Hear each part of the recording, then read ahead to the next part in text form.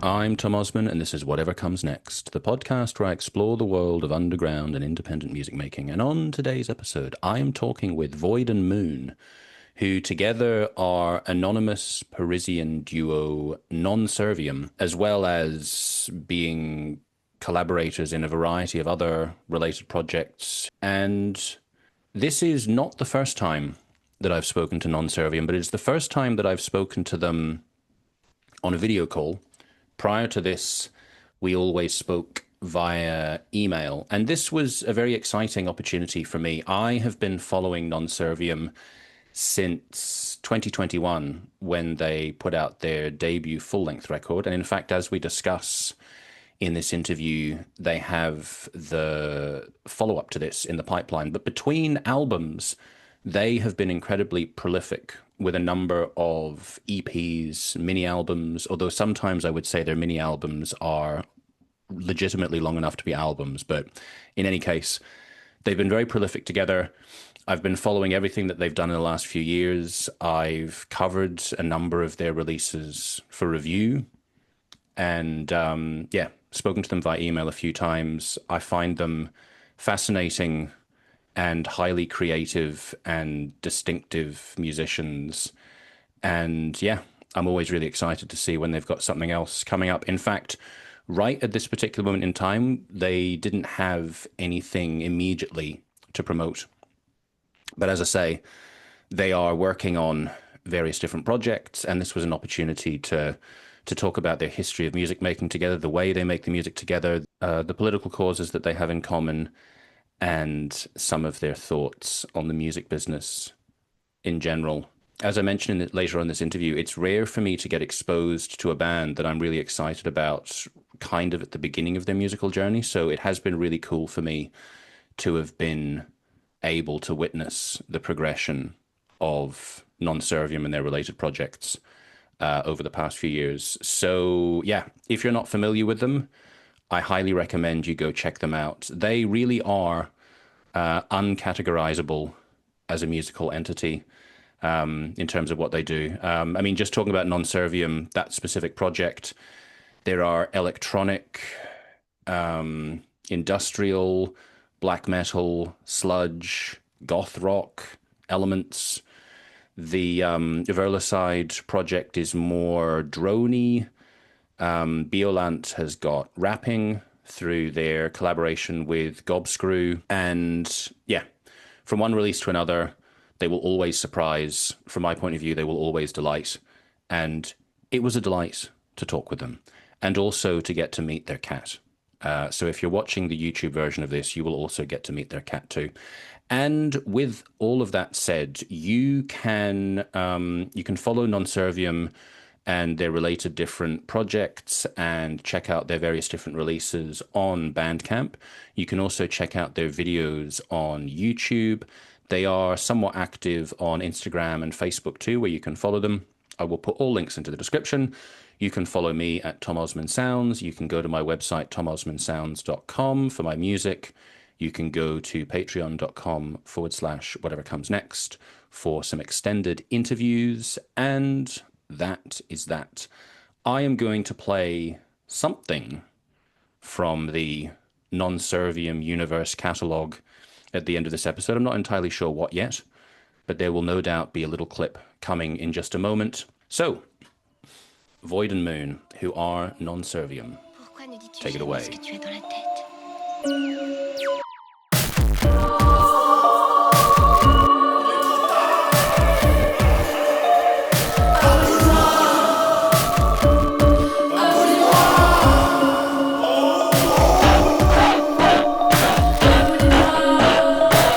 Tu danseras avec moi. J'aime danser, je trouve ça très agréable.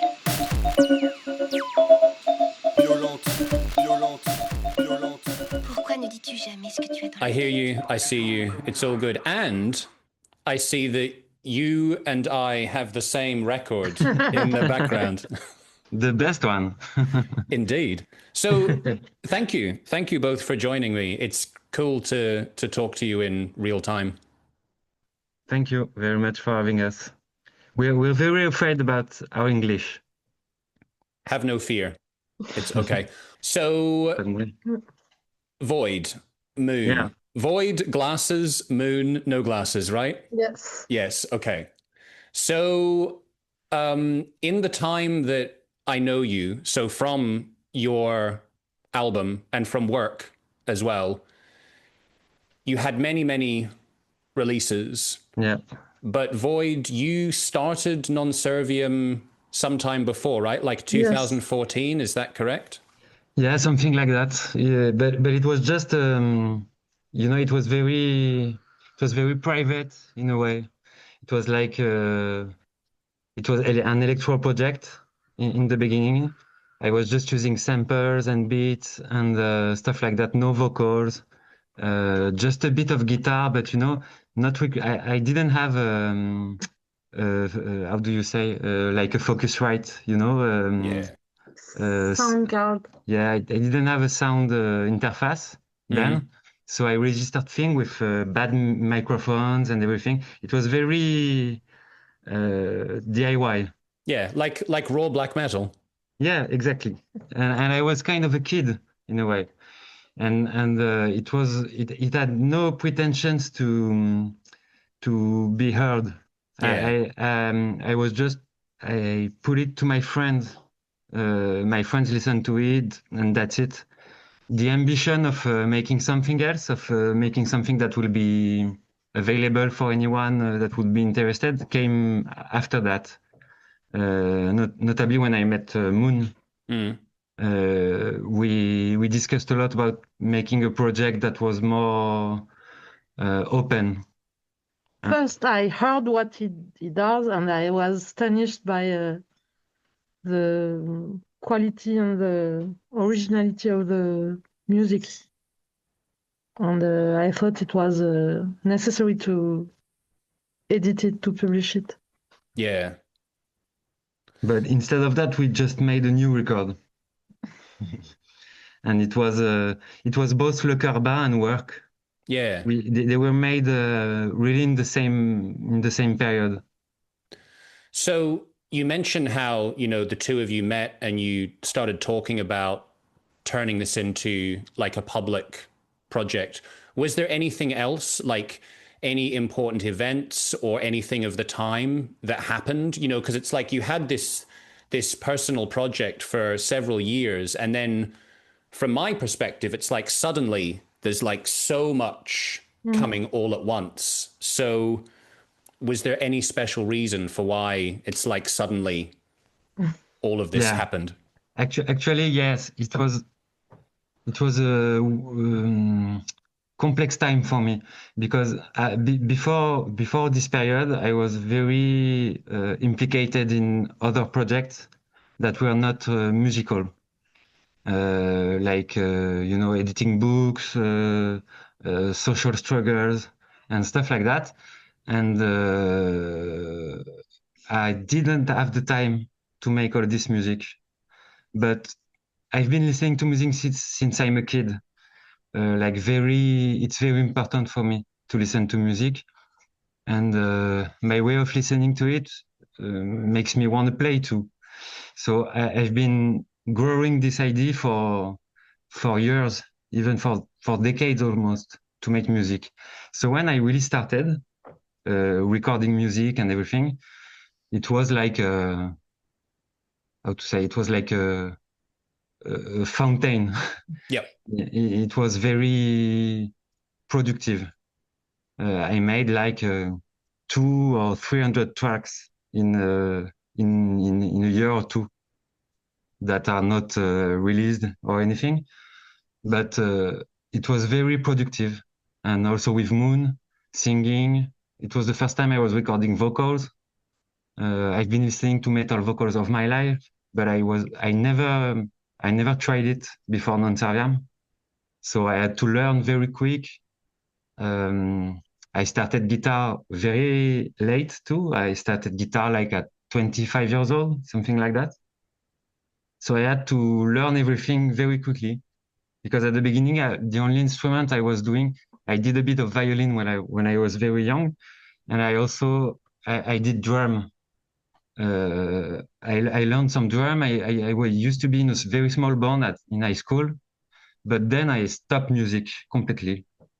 Like my mind was elsewhere in terms of practice, but I was still listening a lot. So that's why it exploded when I started. And that's why there was so much record. And now we decided to calm down the release because of an analysis of how things are going on. There are already a lot of releases every day in all our genres, which are not a lot of public, but a lot of releases. Yep. And that's kind of a shame because there's not a lot of people to listen to everything you do when you do a lot. So we started to think that maybe we should keep a lot and have more important releases. Mm. But we are not going to stop publishing what we call mini albums and EPs. We will continue, but we don't consider them as our albums. We consider them as in-betweens between albums. There is also the fact that when we met, we didn't met around the music, we met around politics.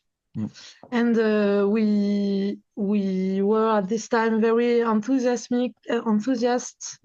about what we did, the text we wrote, the things we did, and the music came above that, inside of that. One day we learned each other that we made music, and we discovered that as we were already in a relationship and making things together and thinking about things, writing, and it benefits also of these enthusiasts. I think the music project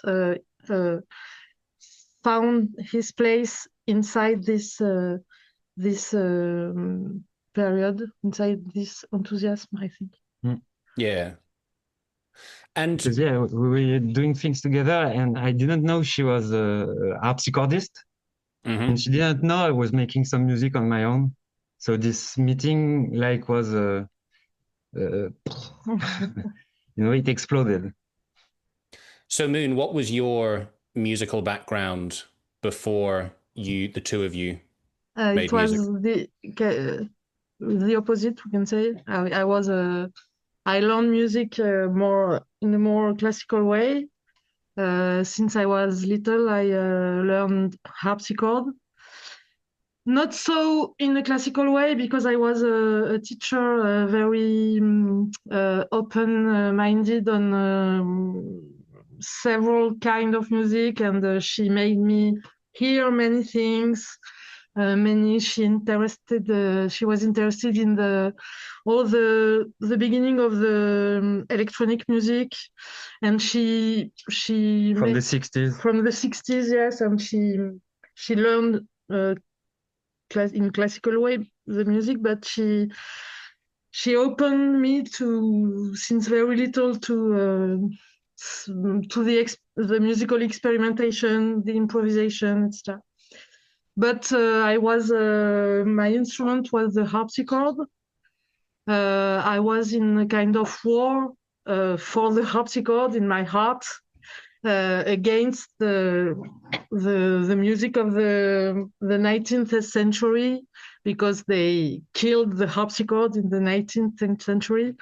So I was stuck into the Baroque period and the defense of this music.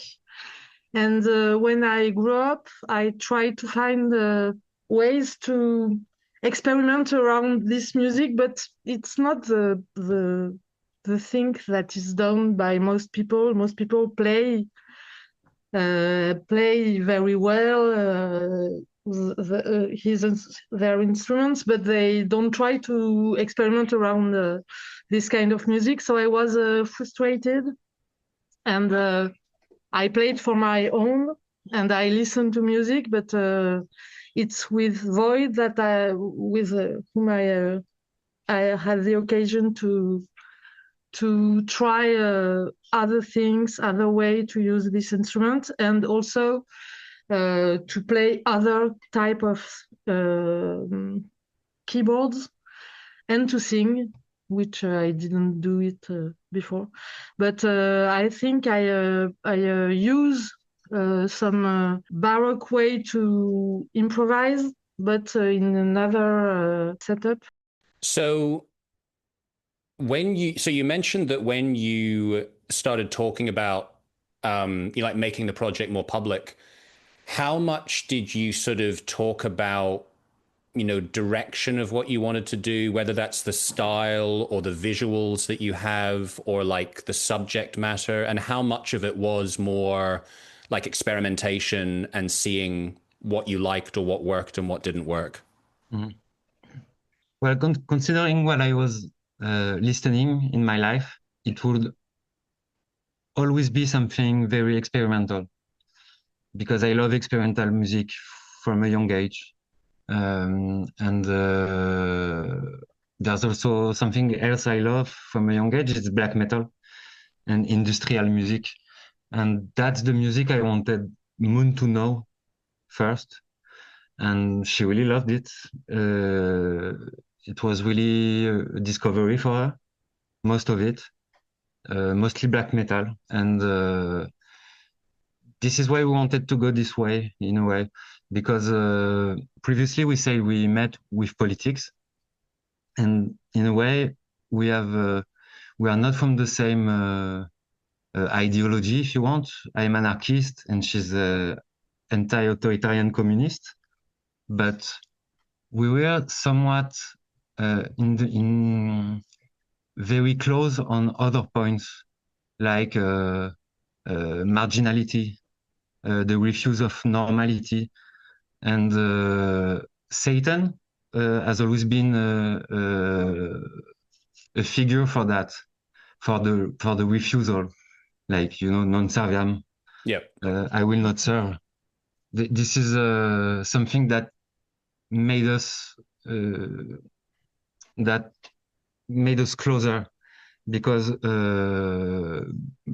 as you know, black metal is very, it's not obligatory satanic, but it's always playing with that around or inside or outside, but there's something about this always. And we wanted to go this way, like using Satan as a figure of revolt, like an anarchist like Bakunin did that in the 18th century. And even later, you have Joseph de Jacques. A lot of anarchists did that in the history of anarchism, to use the figure of Satan as a mythical figure that will like lead the revolution. And I think we had similarities in our tastes about poetry or art in general, aesthetic. And I don't remember any problems of someone saying of us saying I want to do this, and the other saying oh no, it's ugly. It's not like that. There isn't some kind of an evidence of about what we propose, we do, we is. Yeah, like an alchemy. Yep.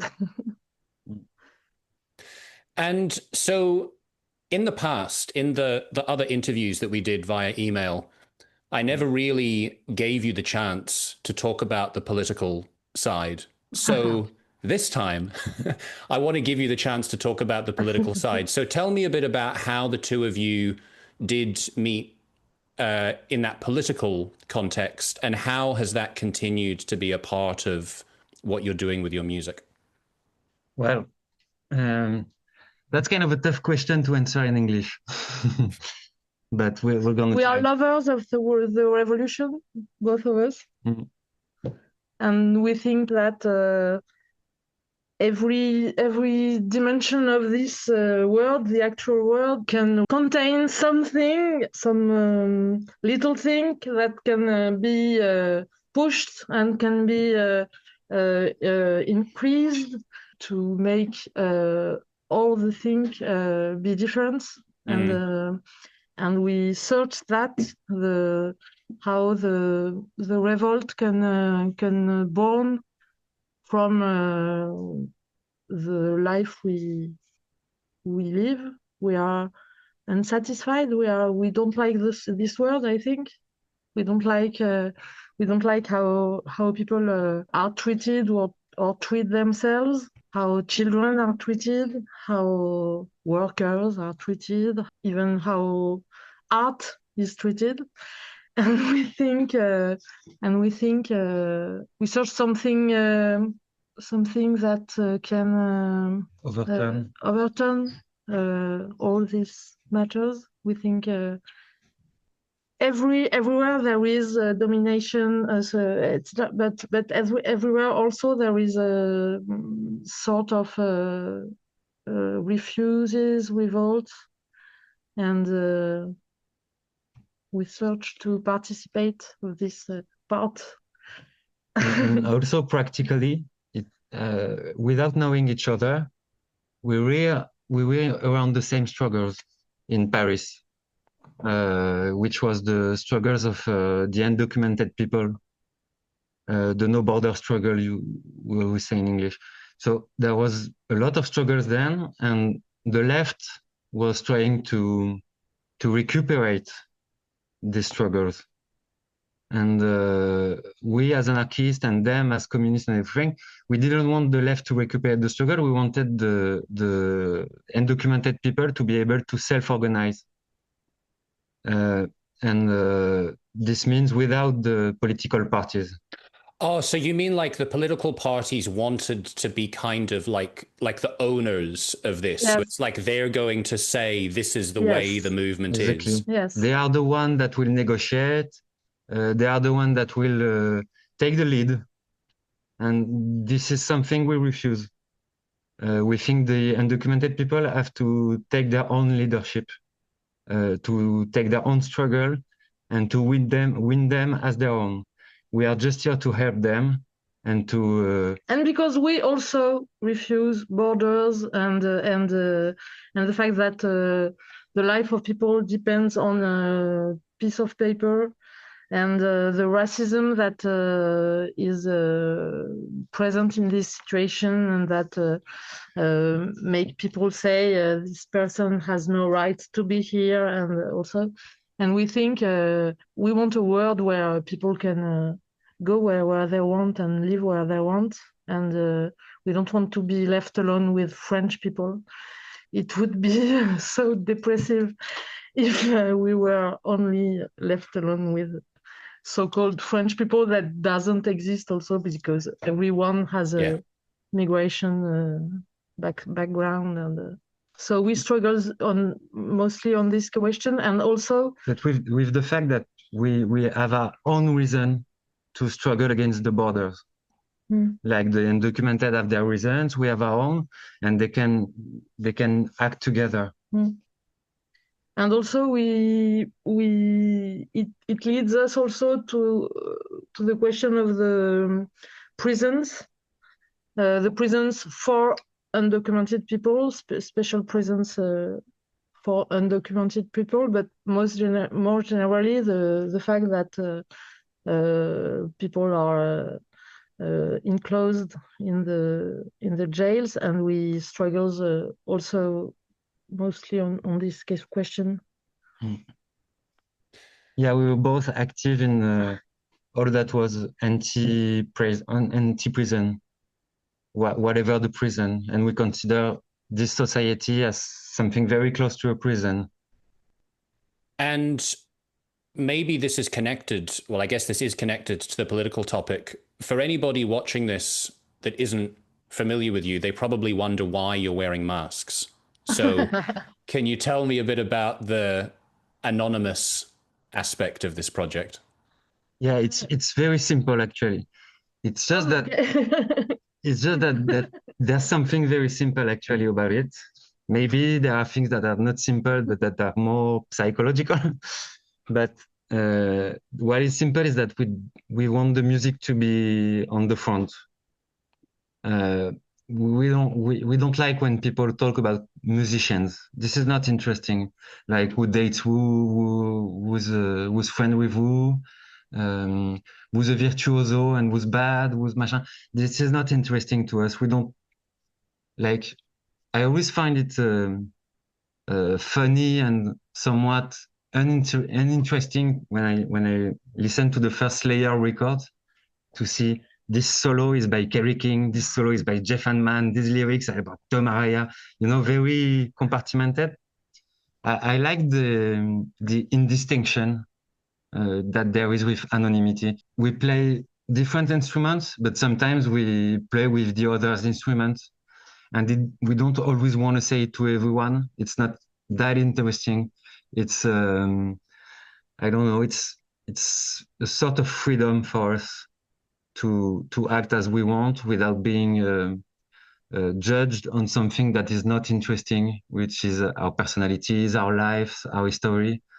This is really not that interesting. Maybe it's interesting for our friends, but I'm not so interested in the lives of the bands I listen to. So it was really an artistic decision rather than a political decision.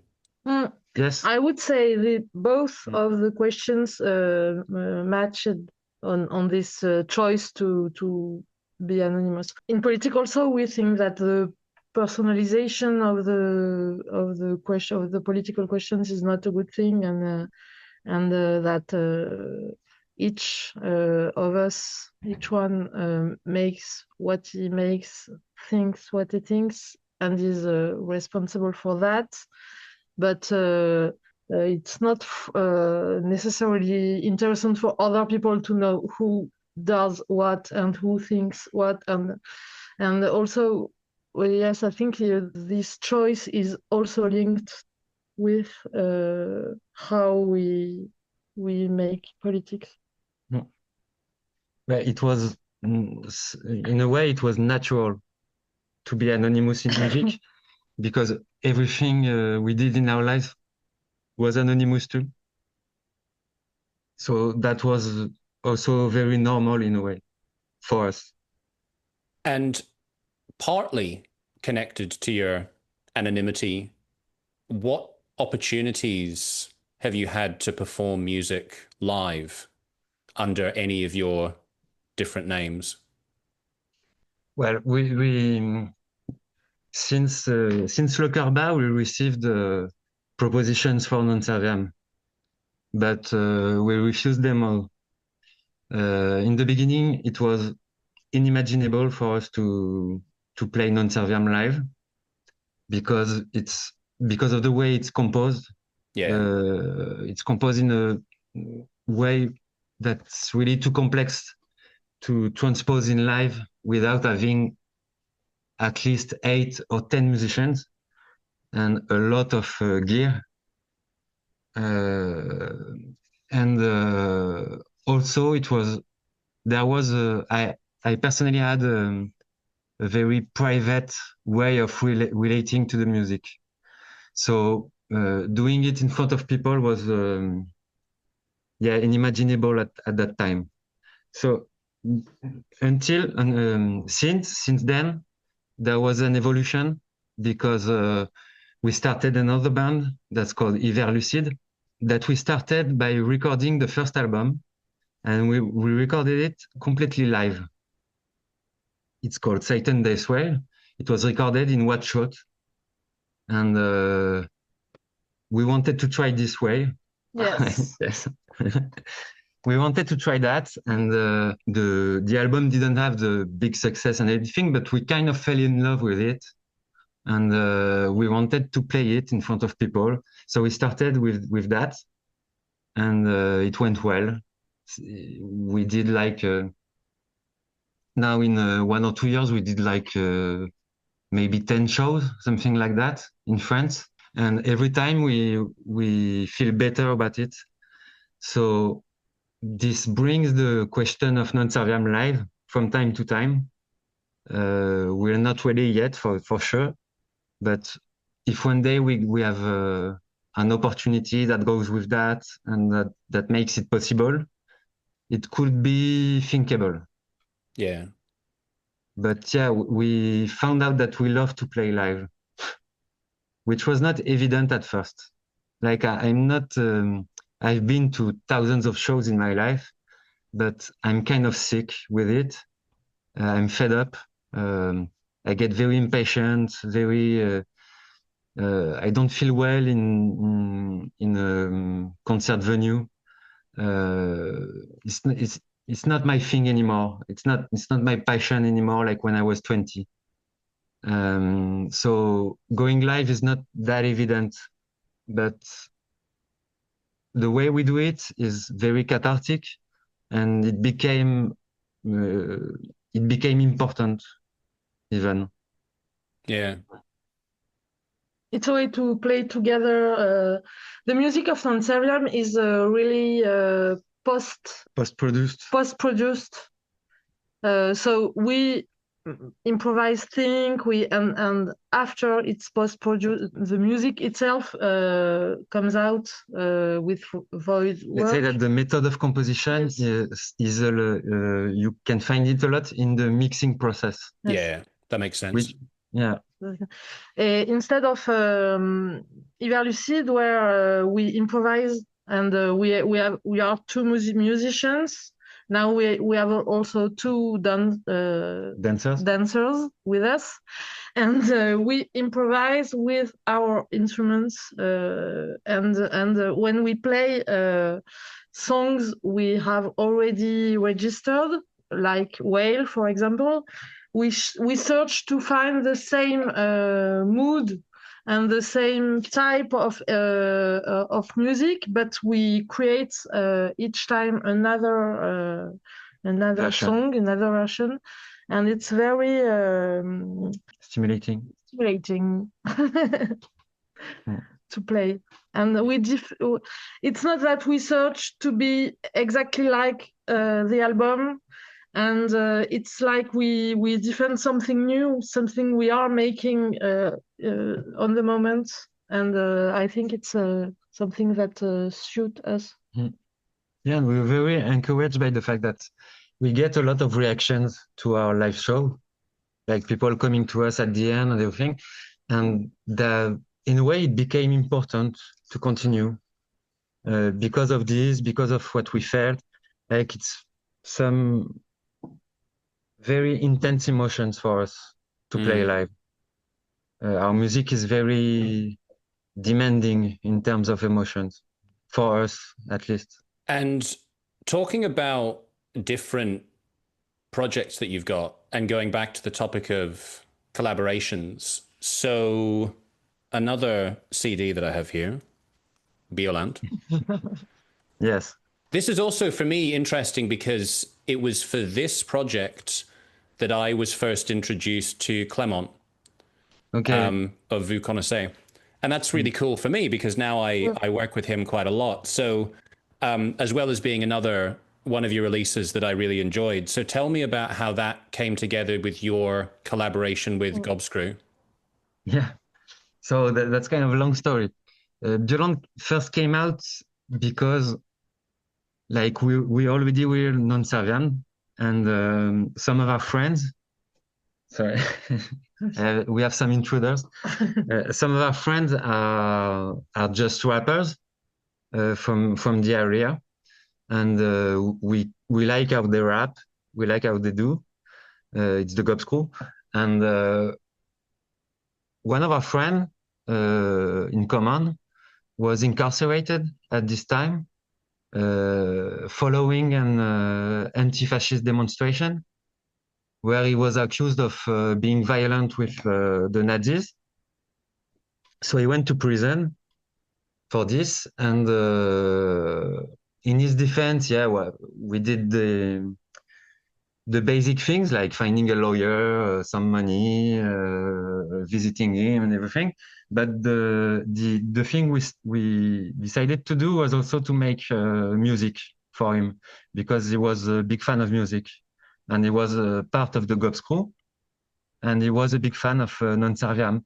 So I decided to ask the goth crew and all our friends to we were like 15 people at the moment during one day to record a track together for him and leaving a small part where he could rap himself when he went out of cool. prison, which he did. And this song is called Le Monde me revient crier. It's on the album you showed. And this is, in a way, it's the beginning of Biollante. Like, it was a great experience for everyone to write the lyrics together, to think everything together, to record music, instruments, voice. I think people liked it. It was a great experience, and we wanted to continue like that. And so this is how Biollante started. And there was another thing is that another friend of ours went to prison. So we told ourselves we will do the same thing for him. And it became another song, which will be in the second album. Okay. And but then we wrote some songs, we recorded them, we started practicing for live shows, and we made some. Not a lot, but a bit. It was fun. And now Biollante is ready to release its second album, which I won't say much right now about it because it's really, right now it's being negotiated. Okay. But yeah. And out of curiosity, and you don't have to give any particular detail, but I'm just curious from the point of view of how many different projects you have and how many things you're working on. Like, how many different active projects do you have at the moment? Different things that you're working on right now? So there's Non Serviam, Hiverlucide, Biollante. There's another project called Néant, which is a trip hop, and there are maybe other projects that nobody knows that it's me. Okay. But I won't say them. Yeah. People have to find them. But there are. There are two projects like this. And so for you, with having these different projects, like, is it always clear for you what you're doing for one project or another? Like, they're always separate for you conceptually? Yeah, pretty much. Hiverlucide is the abstract part. Like, it's very eerie. It's very slow. It's very, abstract. Non Serviam is more, this is where I put most of the anger and the rage and also craziness. This is where it goes. Biollante is more a collaborative project. So it also depends with all the musicians and everything. And Néant was I always wanted to do a trip hop project. So yeah, when I do something, it falls in a place more than another one. But most of the time I start composing thinking this will be Non Serviam, this will be for Biollante. It's very. There has been some moments where a project went from one project to the other and changed, but most of the time it's not the case. It's very compartmented. Yeah. I think in Hiverlucide we take some inspiration in Non Serviam universe, but we do something else with it. Yeah, a more abstract version. But sometimes we use the same riff we use a riff that we used in Non Serviam in Hiverlucide live, and it becomes some sort of extended Non Serviam song. We kind of like that. Yeah, no, I like that concept, and it's cool to have that possibility. Mm. I wanted to ask you a couple of sort of practical questions. So, I personally don't like Spotify. I don't like Google. I don't like Meta. I hate X. I don't even want to think about it. I'm sure for both of you, you have similar, possibly stronger feelings. So, what's your sort of, how do you feel about the necessity, I guess, of using things like Instagram and Spotify? And what do you sort of feel like you can get out of these things? It's obviously a pain in the ass. Social networks and more globally, and we already talked about this, PR in a general way is, it's a pain in the ass, but it's kind of necessary when nobody knows you. And nobody knows us. Nobody knows our music. We come out of nowhere. We don't have the support of a huge label or a godfather or anything. We start from scratch without knowing anyone, and we wanted our albums to be listened. So we made some choice about this, which is mostly compromissions with PR, and it, in a way, it went well. Sorry. The cat is popping sometimes. They always want to be involved. They're like, why are you looking at this? Why are you not looking at me? Talk about me, please. But yeah, what I was saying. He's beautiful. Qu'est-ce que je disais? Very beautiful. Qu'est-ce que je disais? Que it went well with PR and the social. Yeah, but it's not. Pain in the ass. It's not a pleasure at all. The more we advance in what we do, the less I do PR. Mm.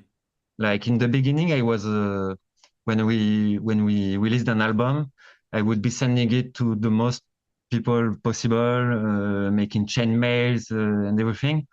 Now I don't anymore because I'm kind of tired about it, and I always have the impression of not just us but musicians in general in the independent world.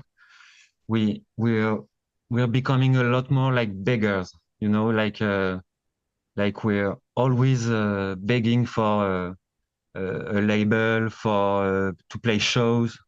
You're begging to get coverage. You're begging. You're all the time. You're begging, and in a way, it does affect the ego to beg all day, every day, instead of composing, instead of making music. Like you're making your music, you're like on top of a mountain, you're the king of the world, you're Satan himself.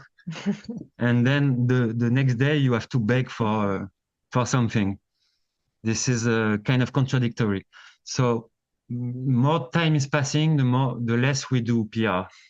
Now we count on the fact that we have a small base of people who listen to our record and who buys them, and we thank them for that, because thanks to them we don't do PR anymore, almost. So that's both liberating, but that's also less coverage. Yeah. So yeah, we have to deal with that, and that's it.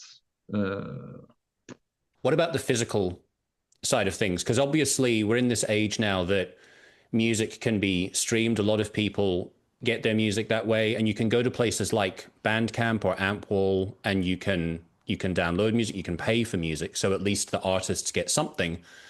But of course we still have records, we have CDs, we have cassettes. How important are those like physical artifacts to you, both as music makers but also as fans of music? Well, if it was if I was the king of the world, there would be no streaming. I'm not against piracy. I'm from a time where I downloaded everything, most of it. I also bought CDs and even collected some vinyls and everything, but it was complementary to be downloading and buying music. Yep. The thing is that now I think for most people it becomes contradictory. You know, you are streaming or you are buying, and this dichotomy is like really a problem, I think. I really think the physical format is crucial It's we can go without this. It would be something else without a physical format. And we like to do the artworks and to think of the object and to elaborate it. And you can put many other things around the music in the artwork. And it's very important to look at to listen and to look at the object itself, I think. Yeah, totally. So yeah, I'm happy when I see that people download our music even for free. But it's not the same on Spotify where it's not for free. Somebody is making money. Exactly. And it's not us. But yes. yeah.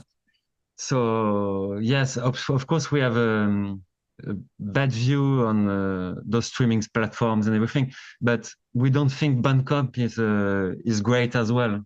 Bandcamp also takes a lot of fees. They also make a lot of money on our backs and on the backs of musicians in general. And yeah, we the world we would like would not contain any people that would be the boss of musicians. Yeah. Like platforms or even labels. I don't think labels should be the boss of musicians. I think it would be a collaborate work. Yeah. So I think nobody should boss the musicians, actually. Yeah, I feel like with a lot of people that I talk to, especially like for this podcast, when they do have relationships with labels, it is much more of a democratic relationship where it's like a mutual appreciation. They want to collaborate together. It's not like we're going to control you and we're going to decide what you get to release. So yeah, I feel much happier with that. But I also would feel happier if, the people making the music got more money. Because like you say, obviously someone's getting the money. Money is produced. Yeah, exactly. The economy is there. Yeah, for sure. So we've talked about some of the different projects that you're working on. In general, then, you've talked about, doing less publicity, but what is both in terms of people buying your music, but just in general, following what you're doing, keeping track of what you're doing, where should people go for that? I know your music's on Bandcamp, you have some activity on Instagram.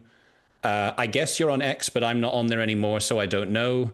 Where are the places that people should go to follow and support you?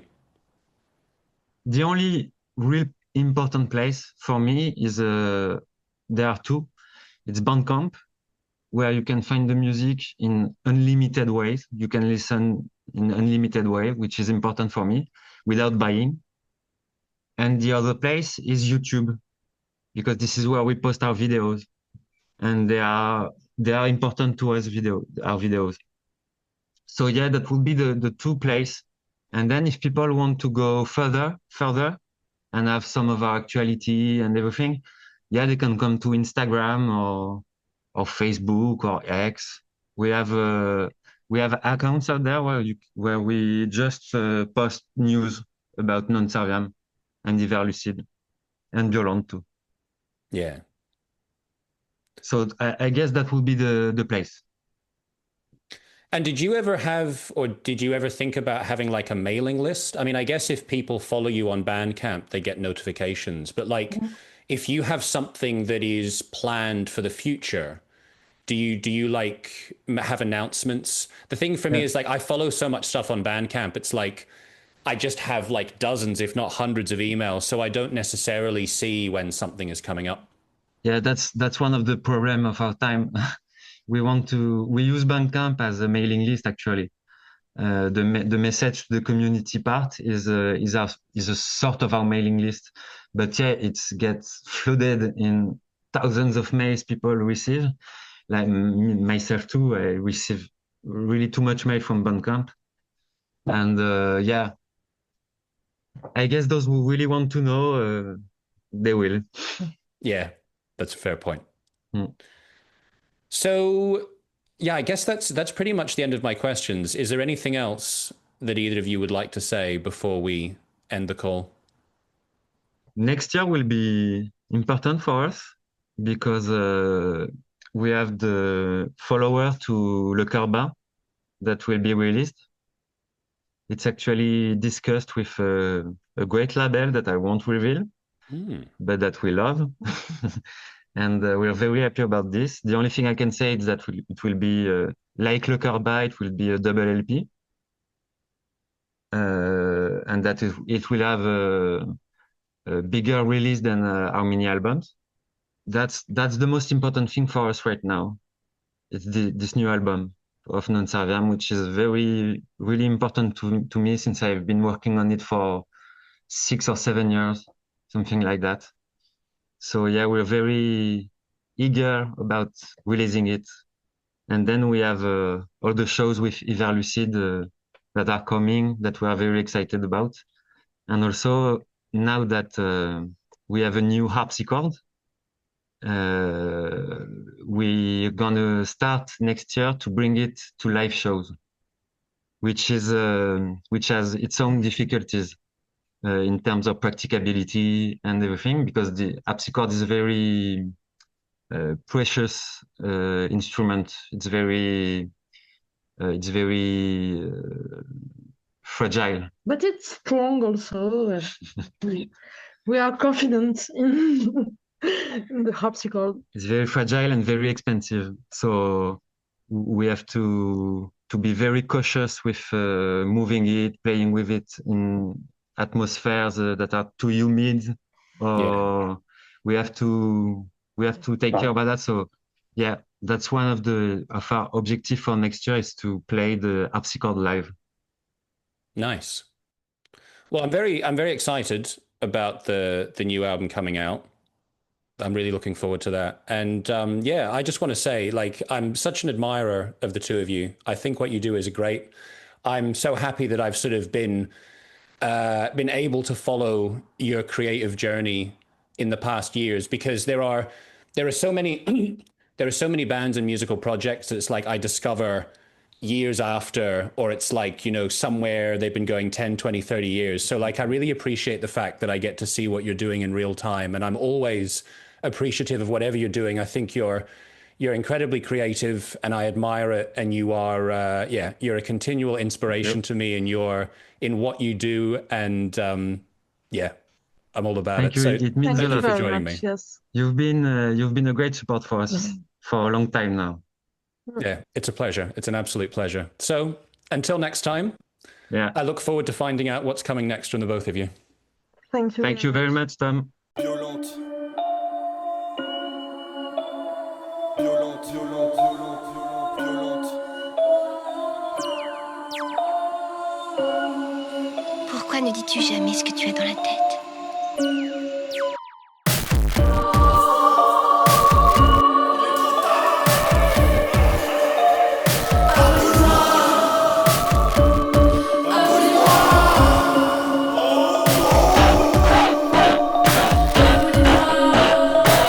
Tu danseras avec moi. J'aime danser, je trouve ça très agréable. Biollante, Biollante, Biollante. Pourquoi ne dis-tu jamais ce que tu as dans la tête? Parce que c'est mieux comme ça. Parce que plus jamais personne ne dansera sur cette terre. C'est peut-être mieux comme ça. T'en penses quoi? Brume vers l'horizon, trouve là en nuant pustule. Nage en la putréfaction instantanée de l'atmosphère. Dissocié dans le grand tourbillon. Indiscernable, la dysphorie m'emporte, mes cerveaux. Les barbelés, immuables en cercle. La discipline en pas tous. Là, rien à foutre du déchet nucléaire. Plein la bouche. Pourquoi ne dis-tu jamais ce que tu as dans la tête? Gencives violettes, se dessécher, alerte et feu, oreille lucide, il est inadmissible d'y échapper. Tous prêts pour la fin, mais pas étonné de montrer la bémote. Ma soupe enflammée, toxique au dernier degré. Ma soupe enflammée, toxique au dernier degré. L'enfant comprend bien qu'il est trop tard. Dans cette nuit verte, nous nous évaporons. Le smog agit en punition divine. Ou bien Dieu n'est qu'une excuse, je ne sais plus mon enfant. Je suis aveugle et je vois trop. Il est trop tard, reste encore à se crever les yeux pour ne pas voir ni trop ni moins.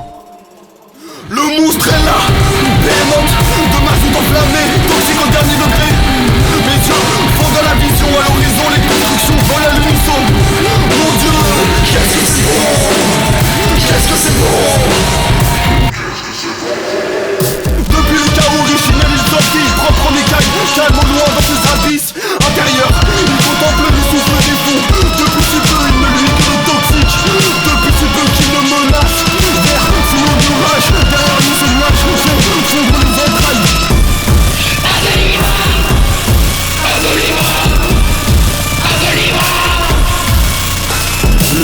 métabolisme nécrotique, nécrose, m'attaque, que tout se termine, la vie n'est que pure, chante l'hybridité antibiotique et violente, la vie n'est plus, enfin le repos.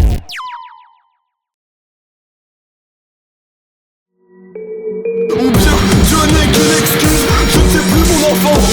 Je suis aveugle et je vois trop. Il est trop tard, reste encore à se crever les yeux pour ne pas voir. Ni trop, ni moins. Maintenant je suis prêt, tombe sur le monde, déferle sur l'ennui immonde. Appelez-moi, grand violente, en routine sur des intestins. Le métabolisme, nécrotique, nécrose, l'intact et tout se termine. Là, tout n'est que purge, chancre, lividité, antibiotique et violenté. La vie n'est plus enfin le repos. Ah, adieu mon enfant, j'espère que tu danseras quelque part.